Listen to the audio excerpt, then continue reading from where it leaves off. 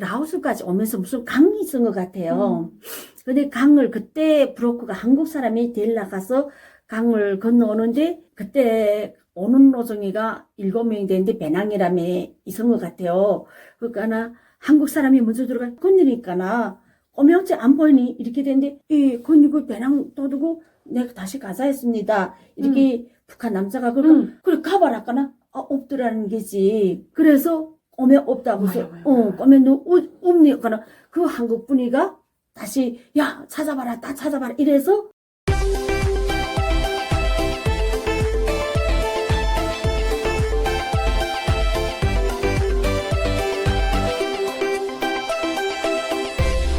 하나원 교육을 쭉 마치고 밖에 나갔잖아요. 집을 어디로 받으셨나요?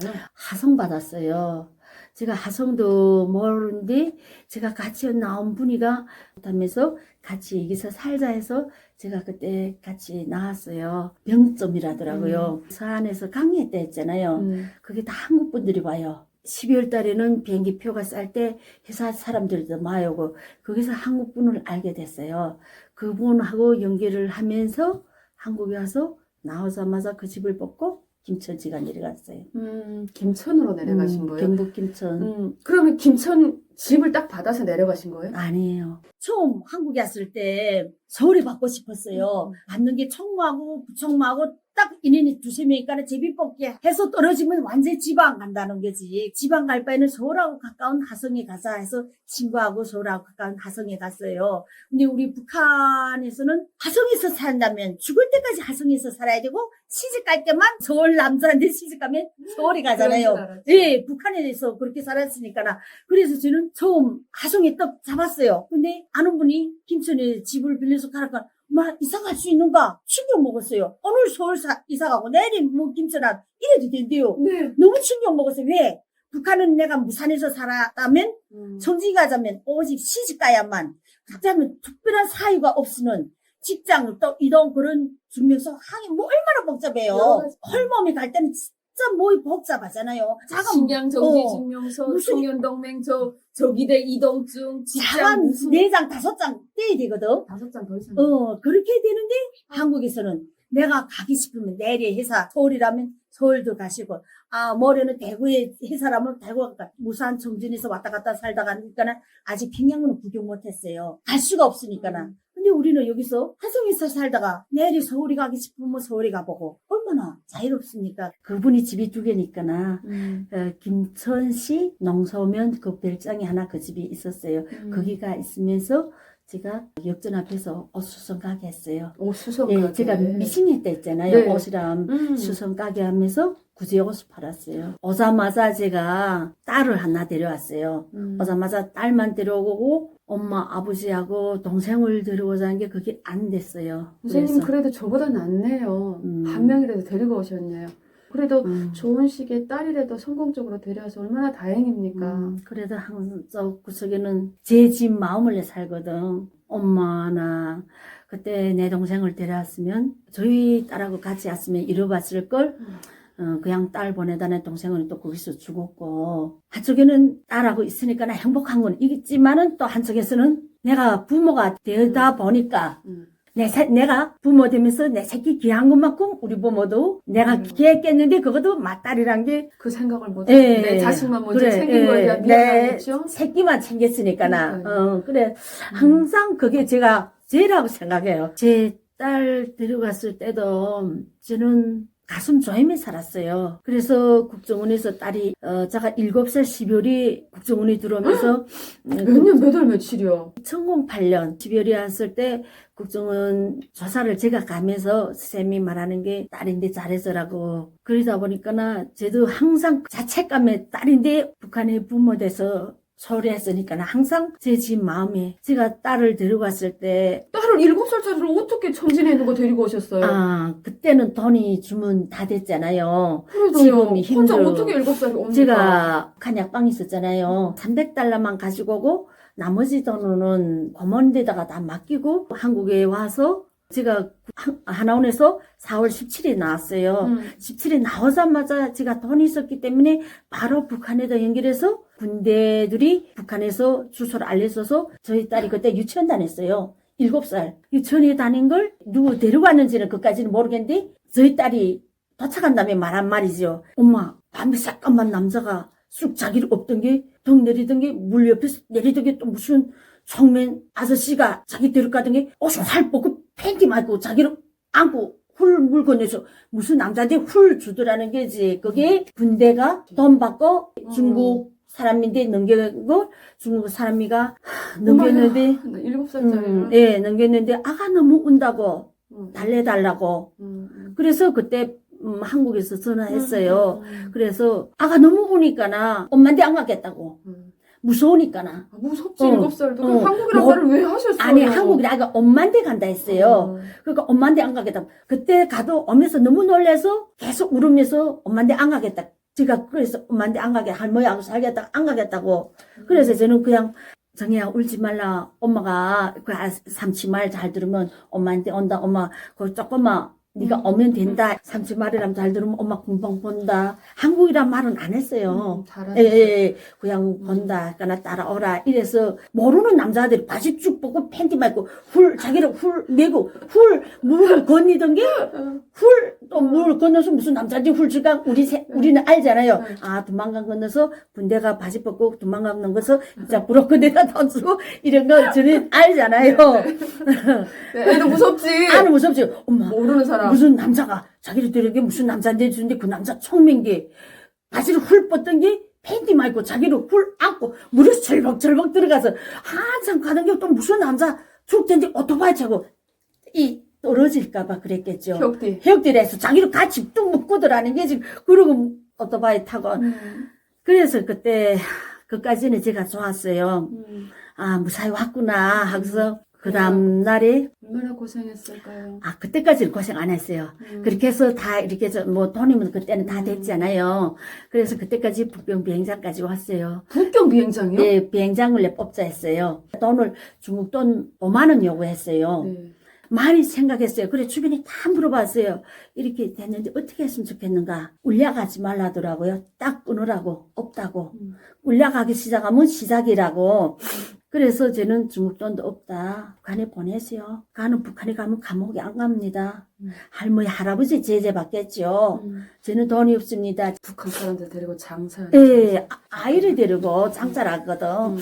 그래서 제가 거기서 마음 크게 먹고 북한 보내세요. 뒤에서 사석에 또 전화 계속 해요. 해서 가를 찾았어요. 고사 들어가서 가를 다시 데리고 하령 마약 수용소에다 였어요. 그게 다시 전화 온 게 아니 북경 비행장에 있는 나 하령 마약 수용소에 들어갔다는 거예요. 그래서요. 저희 친척이가 공항국에 있는 사람이 있어요. 그래서 또 거기다 다시 뭐 북경 왔다가 또 하령 갔다가 또 이렇게 오다나요. 그래서 비행기를 뽑지 말고 우리 사람들이 오는 길로 뽑아라 해서 7살짜리를 또 그 길에 브로커가 였어요. 그 애가 오는 길을 지금까지도 기억하고 있나요? 라오스까지 오면서 무슨 강이 있은 것 같아요. 근데 강을 그때 브로커가 한국 사람이 데려가서 강을 건너오는데 그때 오는 노송이가 7명이 되는데 배낭이라며 있은 것 같아요.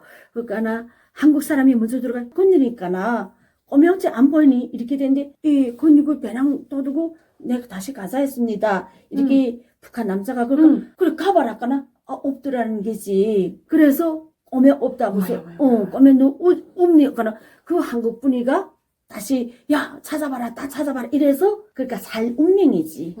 야는, 그러니까 그때 와서 물어봤어요. 어째 그랬는가나 삼촌들이 큰엄마들 다 가니까는 잠깐만 무서우니까 자기도 물에 들어갔대요.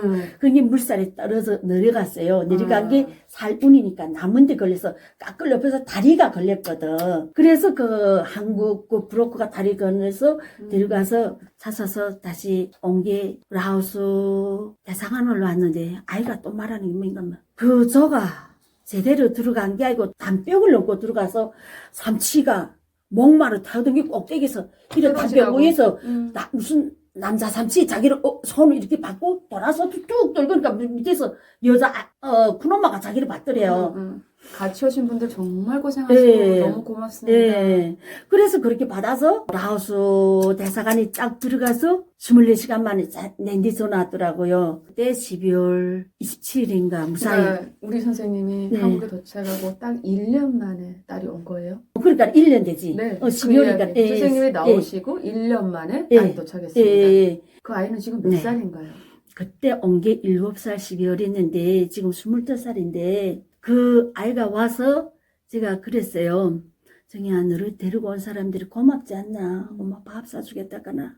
아가 기절하더라고요. 만나지 말라고. 그래 물어봤어요. 왜? 하거나. 엄마 만난 날이 죽는다고 그 사람이 엄마를 죽이겠다 했다는 게예요. 저는 이해합니다.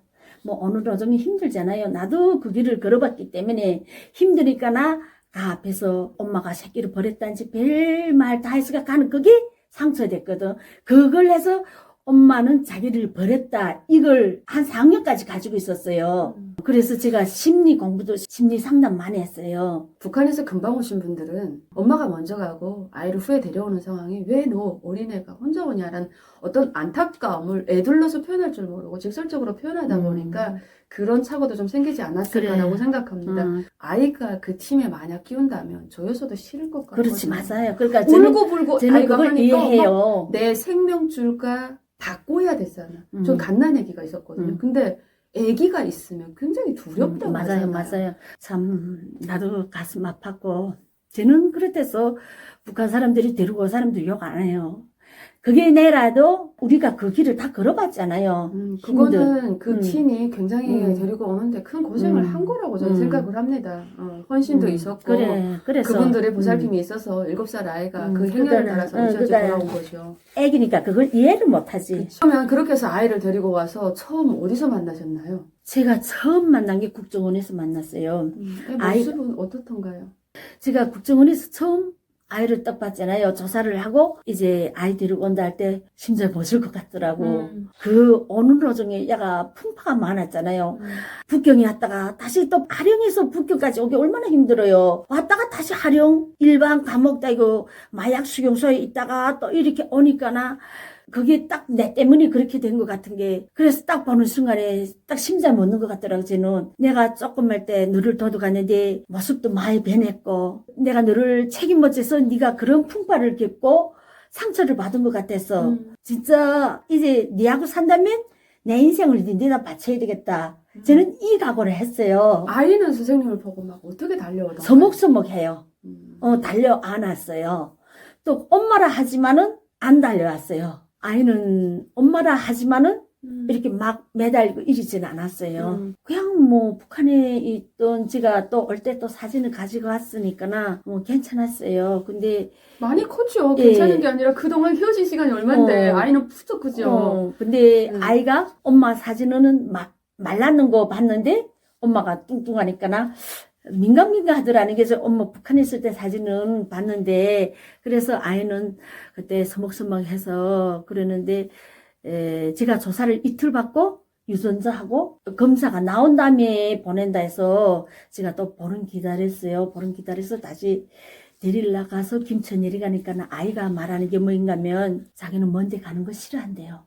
근데 그게 무슨 말 뜻인가 후에 알아보니까 갈 때마다 사람이 바뀌잖아요. 우리 네. 이렇게 네. 어디까지 가면 또 다른 부럽고 사람이 자꾸 바뀌니까 엄마라고 하지만은 또 어디 가다 또 인기하는가 해서 그 불안에 먼데 가는 거 싫어하고 그래서 후에 물어보니까 자기는 엄마라 하지만은 엄마 사진은 말랐는데 좀 퉁퉁하니까 그러다가 그 다음에 제가 또 김천에 오자마자 딸을 아버지 선생님 고맙습니다 이렇게 밥 먹다가 온 걸 데리고 왔으니까나 네. 한국에 와서 이랬잖아요. 엄마 이랬잖아요. 이 말뜻이 뭐인가 물어보는데 네. 그래서 제가 결심 내린 게 내가 아인데 내 인생을 바치겠다 했기 때문에 오자마자 김천에서 제일 큰 학원 1학년부터 중학교까지 다니는 피아노 학원이 있어요. 내가 뭐 피아노 수를 키우자는 게 아니라 언니, 오빠들 제 또래 있는 데서 지지고 볶고 하면서 말을 빨리 배워라. 근데 저는 40대 오다 보니까 이게 말이 안 되더라고.